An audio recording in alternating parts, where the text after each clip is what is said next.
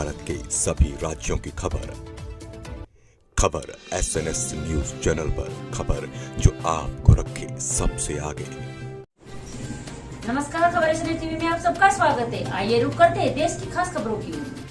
भंडारा जिले के मोहाड़ी तालुका में रेत घाट से बड़े पैमाने पर रेत की अवैध निकासी और अवैध परिवहन हो रहा है। ट्रक, ट्रैक्टर और टिप्पर ओवरलोड वाहनों पर रेत लादकर परिवहन करते हैं, साथ ही सड़क पर डंपिंग करते हैं। इसी बीच ये रेत सड़क से बिखर जाती है। सड़क पर पड़ी रेत के कारण वाहनों के फिसलने का खतरा बढ़ गया है। घाट मार्ग के किनारे के गाँव में ऐसे प्रकार हमेशा देखने को मिल रहे हैं। इसके चलते दोपहिया वाहन दौड़ते समय फिसलकर अपघात हो सकता है। तापमान बढ़ने से चीनी उत्पादन में 10% की कमी। बताते चले कि फिलहाल भंडारा जिले का तापमान 45 डिग्री तक पहुंच गया है। भीषण गर्मी का गन्ने की फसल के वजन और चीनी उत्पादन पर अच्छा प्रभाव पड़ रहा है। दिसंबर जनवरी माह में 1 मीट्रिक टन गन्ने से 100 किलोग्राम मिलने वाली चीनी गई मई माह में घटकर 80 से 90 किलोग्राम रह गई है। औसत उत्पादन 10% कम हो गया है। चिलचिलाती धूप से किसान और चीनी मिले परेशान।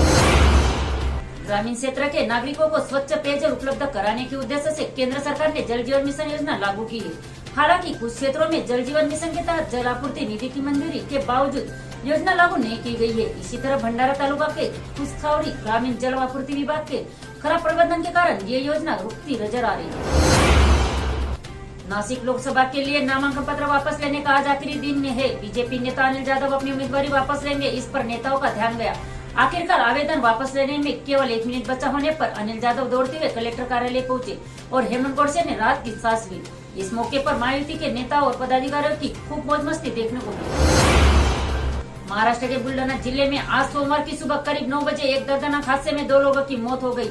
बताते चले कि नागपुर मुंबई समृद्धि एक्सप्रेस पर एक SUV पहले ट्रक से टकराई और फिर हाईवे के रेलिंग से टकरा गई। पुलिस ने बताया कि इस हादसे में 2 लोगों की जान चली।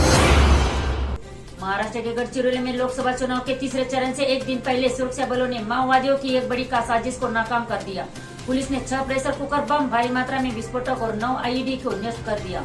स्थानीय पुलिस को सूचना मिली थी कि चुनाव के दौरान नक्सली IED से बड़ा हमला कर सकते हैं। इसके लिए तिपागढ़ में कुछ विस्फोटक और क्लेमोर माइंस छिपा कर रखे हुए। एडवेंचर्स को लेकर लोगों में दीवानगी बढ़ती जा रही है। कई बार बिना सोचे समझे एडवेंचर्स लोगों के लिए मुसीबत बना जाता है, तो कई बार एडवेंचर्स के दौरान लोगों की जान चली जाती है। ऐसा एक मामला महाराष्ट्र के पालघर से सामने आया है, जहां दाबोसा वाटरफॉल में पूल में डूबने से एक पर्यटक की मौत हो गई है, जबकि एक युवक गंभीर रूप से घायल।